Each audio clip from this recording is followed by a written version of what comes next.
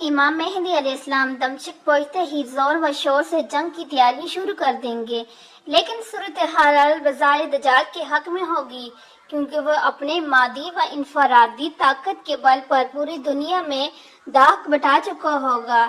اس لیے عسکری طاقت کے اعتبار سے تو اس کی شکست بظاہر مشکل ہوگی، مگر اللہ کی تائید اور نصرت کا سب کو یقین ہوگا۔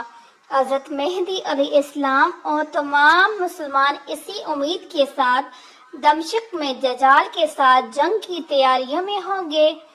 تمام مسلمان نمازوں کی ادائیگی دمشق کی قدیم شہرہ آفاق مسجد میں جامع اموی میں ادا کرتے ہوئے ہوں گے۔ ملی شہراز لشکر کی تربیت اور یہودیوں کے خلاف صف بندی کو منظم کرنے کے ساتھ ساتھ مہدی علیہ السلام دمشق میں اس کو اپنی فوجی سرگرمیوں کا مرکز بنائیں گے، اور اس وقت یہی مقام ان کا ہیڈ کوارٹر ہوگا۔ امام مہدی علیہ السلام ایک دن نماز پڑھنے کے لیے مصلی کی طرف بڑھیں گے تو عین اسی وقت حضرت عیسیٰ علیہ السلام کا نزول ہوگا۔ نماز سے فارغ ہو کر لوگ دجال کے مقابلے کے لیے نکلیں گے۔ دجال حضرت عیسیٰ علیہ السلام کو دیکھ کر ایسے گلنے لگے گا جیسے نمک پانی میں گل جاتا ہے۔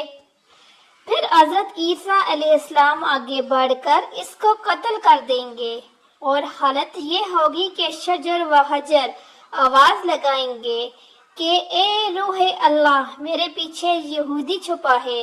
چنانچہ وہ دجال کے چہیلوں میں سے کسی کو بھی نہ چھوڑیں گے۔